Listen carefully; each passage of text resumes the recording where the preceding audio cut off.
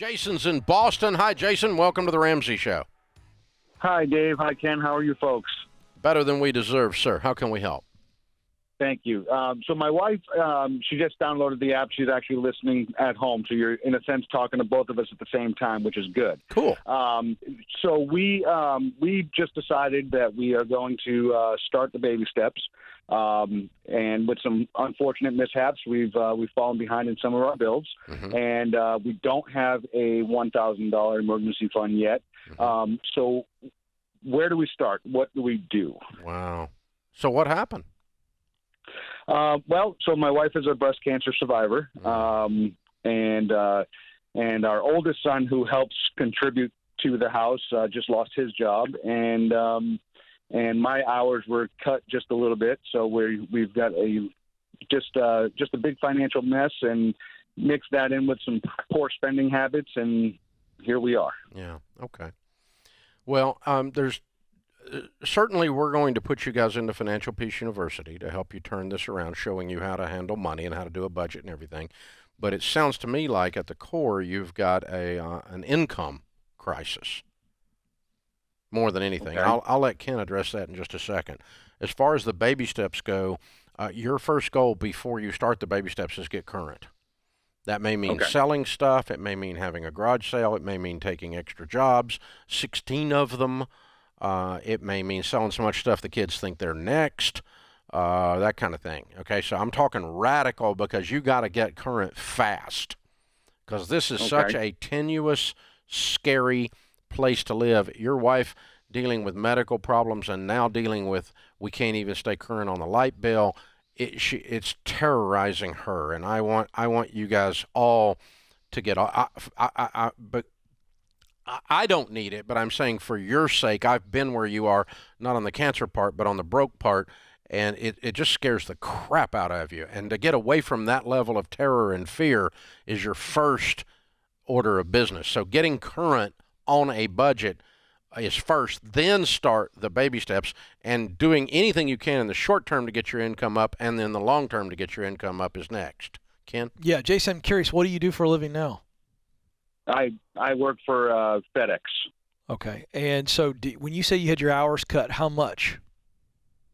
So they cut me down like a day or two over the last couple of weeks, but that's going to be getting back up as we continue towards the end of the summer here. What are you making over the course of a year, last couple of years? What do you make?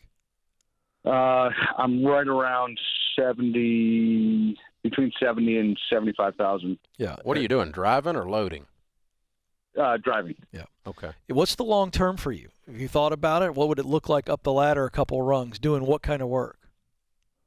I actually enjoy what I'm doing. What are you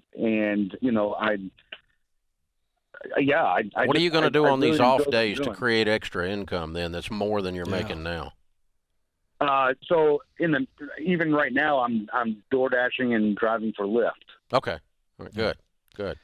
Yeah, I think that's good. I would challenge you, though, because of your ability and what you've done with FedEx. That's a nice little credible brand there. I think I'd be looking for better delivery jobs for at least 6 months, even if you're packing in some crazy hours, maybe driving for one of the large soda companies. They have better hourly rates instead of you doing DoorDash. And I think you can make more money in the driving game.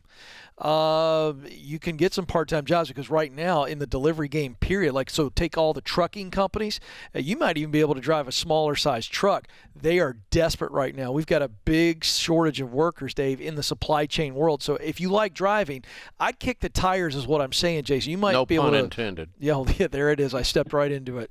But I do think you can make more money driving than DoorDash and Uber or Lyft. Yeah, I mean, you got a CDL probably, and Yes. so, yeah, you could probably step into some local delivery stuff, some short-term 18-wheeler stuff or whatever. It could be north of $20, $25 an hour versus Lyft and Uber. That's my point. He can make more buck for his time there. And anything, I want you working so many hours that your teenager's not in the mix for carrying the family weight.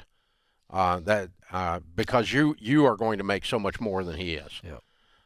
Unless he's doing an app that makes $2 million a year or something. But short of that, you're gonna outperform, out earn your teenager, and you should. So yeah, and as much as your wife's health allows, same thing. Because here's the deal: $10,000 extra over the next 2 months changes your life. Mm-hmm. Not only do you get current, you put $1,000 in the bank and you start working your way out of debt. I mean, you're $10,000 away from a lot of peace, a lot more peace than you have today. And so what I'm going to do is I'm going to go get a lot of work and get $10,000. How fast can I gather up $10,000? I'm making that number up. I don't know how far behind he is, but I mean, that's probably going to cover it. Well, I think it's a good example, Dave, because I think there's a lot of people listening and watching. I want to encourage you right now. Dave's not just throwing this motivational speech out. $10,000 is very doable in today's economy. We are looking at right now a 3.6% unemployment rate. What does that mean to you out there who need extra money to get that shovel bigger, to get out of debt, or in this case, just to get started? It actually means looking out there and seeing there is such high demand. And you take this area, the Boston, Massachusetts area, big metropolitan area, you would be surprised how desperate employers are to get somebody they can count on, and the money is way better than it has ever been. Yeah. It's a white-hot opportunity for part-time income. Yeah, for $20 to $30 an hour stuff. Yes, sir. Absolutely. We never dreamed that pre-COVID you would have never made $10 doing. Yeah, not even close. Yeah, and that's that's real.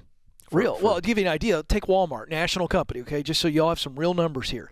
They're starting warehouse workers or people that are stocking shelves and off hours. If you want to hustle and get after it, you can be in the $20 to $25 an hour just doing that kind of work. Yes, you're exhausted and you're tired, but again, what would it take to get to 10,000 in 2 months? I'm trying to get current. That's and right. get my back away from the wall, get the wolf away from the door. I want to put a bullet between the wolf's eyes. I want him to go away. And the wolf at the door it's a scary thing, man. I mean, I've had my lights cut off, my water cut off. It's with little babies in the house. That's what happened to us when we went broke 30 years ago. And it scares you at places you didn't even know you had. And it makes you, I mean, you stand in the shower and cry because you don't know what to do. You're overwhelmed. And you don't have to boil the ocean here. You just got to go get some quick money any way that's moral and legal, fast. Go get you some money fast. And then you can back down and reassess your overall career goals. That's correct. And other stuff, and start to maximize your time and think, where do I want to be in 10 years? Do I still want to be doing this in 10 years? Mm-hmm. Is this company stable? Are they going to continue at this level? You can ask all those questions. But right now, go get some money. That's a great point. You can't make good long-term decisions when your head's on fire because of the financial stress. Get short-term stability, and then we start to plan financial wellness and building wealth like our live events we're doing. So hang on, and Austin will pick up, and we will get you a copy or we'll get you signed up for a 1-year membership to Financial Peace University, and that'll plug you into Every Dollar, the budgeting app, and you and your wife commit to doing those lessons together. There's 9 videos.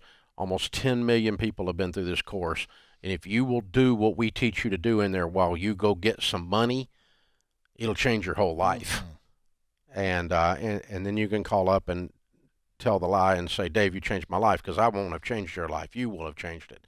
You're going to go get this. But you're in a perfect place because you're in that I'm sick and tired of being sick and tired place. I hit bottom, man. I said never again. Never again. When you say that, when you yell that at the mirror, that's when you're ready to change your life. Mm-hmm. This is not an intellectual discussion. This is a transformational event. Intellect doesn't cause transformation. Emotion does. Viscerally, down inside, howling at the moon. Never again will my family be in this place. When you say that, then never again your family will be in this place, because you're going to go do what it takes to get her done, baby. And you're that kind of guy. That's why we're going to give it to you. And you call us back and tell us how it's going.